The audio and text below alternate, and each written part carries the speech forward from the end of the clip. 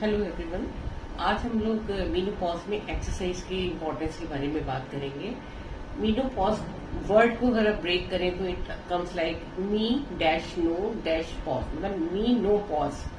कोई पॉज की जरूरत नहीं है मीनोपॉज के वक्त। ऐसा एक मिसकॉन्सेप्शन है कि आफ्टर मीनोपॉज रिड्यूस्ड एक्टिविटी होनी चाहिए, ज्यादा कुछ एक्सरसाइज करने की जरूरत नहीं है। तो ऐसा बिल्कुल भी नहीं है।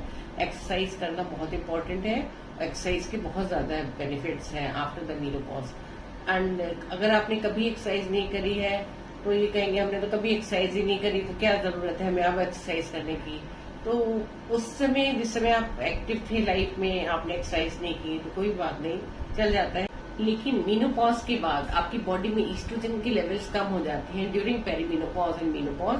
तब आपकी मेटाबॉलिज्म स्लो हो रही है, आपकी गट हेल्थ और बोन हेल्थ पे डेट्रीमेंटल इफेक्ट हो रहा है। इस समय एक्सरसाइज की बहुत ज्यादा इंपॉर्टेंट है। अगर आपको स्मूथ ट्रांजिशन चाहिए फ्रॉम पेरीमीनोपॉज टू मीनोपॉज, या फिर मीनोपॉज के सिम्टम्स सिवियर ना हो और आपकी बोन हेल्थ और मसल हेल्थ मेंटेन रहे, तो इसके लिए एक्सरसाइज बहुत इंपॉर्टेंट है ड्यूरिंग मीनोपॉज। तो ये कभी भी बहुत लेट नहीं है कि हमने कभी एक्सरसाइज नहीं करी, अब कैसे एक्सरसाइज करें। तो ये कभी भी लेट नहीं है। आप एक्सरसाइज कभी भी किसी भी एज में स्टार्ट कर सकते हैं। लेकिन सबसे ज्यादा इंपॉर्टेंट ये है कि आपको सबसे पहले अपने डॉक्टर से या गायनेकोलॉजिस्ट से कंसल्ट करना पड़ेगा कि आपको कोई कॉन्ट्राइंडिकेशन तो नहीं है, लाइक कोई हार्ट एलिमेंट है या कोई जॉइंट प्रॉब्लम है। तो उसके हिसाब से आपको अपनी एक्सरसाइज को डिसाइड करना है।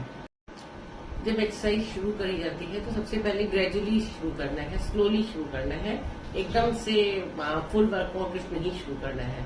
ग्रेजुअली आपको धीरे धीरे टाइम बढ़ाना है, धीरे धीरे उसकी इंटेंसिटी बढ़ानी है वर्कआउट की। और सबसे पहले तो आप वॉक स्टार्ट करिए, और घर पे ही जैसे आफ्टर मील जो है, ईच मील आप 10 मिनट्स की वॉक करिए। धीरे धीरे ग्रेजुअली आपको उसकी घर एक्सरसाइज का टाइम भी बढ़ाना है, इम्पैक्ट भी बढ़ाना है। तो आपको आपका टारगेट ये होना चाहिए कि आपको हफ्ते में 5 दिन जो है वो आपको 30 मिनट्स के लिए एरोबिक एक्टिविटी करनी है, लाइक वॉकिंग, ब्रिस्क वॉकिंग। ज्यादा high impact exercise running, jogging ये सब नहीं करना है। लाइक अब आप वॉकिंग कर सकते हैं और आप या फिर ब्रिस्क वॉकिंग कर सकते हैं। तो जो आपकी मैक्सिमम हार्ट रेट जो ड्यूरिंग एक्सरसाइज पहुंचनी चाहिए, उसको कैलकुलेट करने के लिए 220 में से अपनी एज घटा दीजिए। तो जो वैल्यू आएगी वो आपकी मैक्सिमम हार्ट रेट है जो एक्सरसाइज के दौरान आपको पहुंचनी चाहिए। तो उसको टारगेट करना है, लेकिन उसको ग्रेजुअली पहले करना है। ऐसे फुल वर्कआउट एकदम से नहीं स्टार्ट करना है। और एरोबिक एक्टिविटी करनी है 30 मिनट्स की फॉर 5 डेज, और साथ ही साथ वेट बेयरिंग एक्सरसाइजेस करनी है for 2 session in a week. Weight bearing में आप जिम में जाके वेट ट्रेनिंग कर सकते हैं, या फिर simple exercises like squat and plank घर पे भी कर सकते हैं, जिसमें कि लार्ज मसल ग्रुप इन्वॉल्व होता है इन स्क्वाट एंड प्लैंक्स, उनको कर सकते हैं। अंडर थोड़ा सा विद द गाइडेंस करेंगे तो ज्यादा अच्छा रहेगा। और तीसरा है कि आपको फ्लेक्सिबिलिटी के लिए योगा करना है 1 सेशन इन अ वीक। साथ ही में प्राणायाम और मेडिटेशन करने से भी बहुत अच्छा रहता है। उससे आपको मेंटल हेल्थ, कॉग्निशन ये सब बढ़िया रहता है। तो ये सब भी साथ में आप प्रैक्टिस कर सकते हैं। तो एक्सरसाइज के क्या क्या बेनिफिट्स हैं ड्यूरिंग मीनोपॉज? सबसे इम्पोर्टेंट है कि एक तो बोन हेल्थ की इम्पोर्टेंस है। बोन हेल्थ आपकी मेंटेन रहती है, बिकॉज ईस्ट्रोजन कम होने से बोन हेल्थ जो होती है वो ऑस्टियोपोरोसिस, ओस्टियोपीनिया होने के चांसेस होते हैं। तो उसको बोन हेल्थ मेंटेन करता है। मसल्स भी धीरे धीरे विद द एज आपकी कम होती जाती है, तो मसल्स को मेंटेन करता है एक्सरसाइज। मूड एलिवेट करता है, और सबसे इम्पोर्टेंट है कैलोरी डेफिसिट मेंटेन करता है, तो वेट मैनेजमेंट में भी हेल्प करती है एक्सरसाइज। और साथ ही में जब आप थके रहोगे आपकी तो इससे आपकी नींद भी अच्छी आएगी। तो दैट इज वेरी इंपॉर्टेंट, क्योंकि with the menopause sleep pattern भी डिस्टर्ब होता है, तो इसको भी ध्यान रखना है।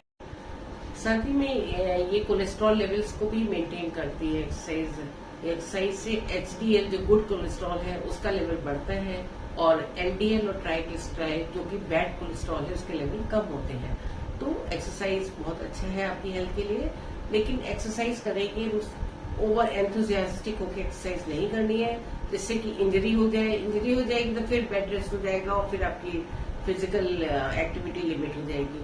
तो इंजरी प्रिवेंट करने के लिए जब भी कोई एक्सरसाइज स्टार्ट करें तो सबसे पहले वार्म अप करें, फिर प्रॉपर वर्कआउट करें, फिर कूल डाउन करें बाय स्ट्रेचिंग एंड ऑल, जिससे कि आपकी बॉडी में इंजरी ना हो।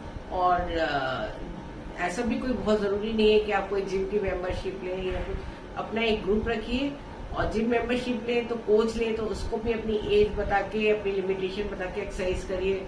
अगर ओवर एंथुजियास्टिक होकर आप एक्सरसाइज करेंगे और विद अगर ट्रेनर भी है और विद एज का लिमिटिंग फैक्टर नहीं रखेंगे या आपको कोई फिजिकल लिमिटेशन है उसका ख्याल नहीं रखेंगे तो इंजरी हो जाएगी, और इंजरी हो जाएगी तो फिर फिजिकल एक्टिविटी आपकी कम हो जाएगी, आप एक्सरसाइज से डर जाएंगे और फिर एक्सरसाइज नहीं करेंगे।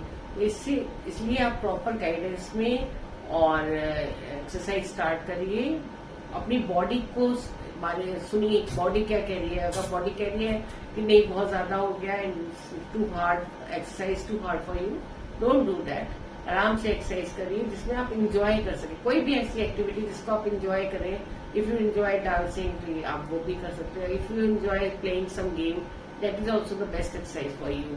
तो जो चीज को आप इंजॉय करें, आराम से करें और सेफली करें, वही एक्सरसाइज करिए। Thank you.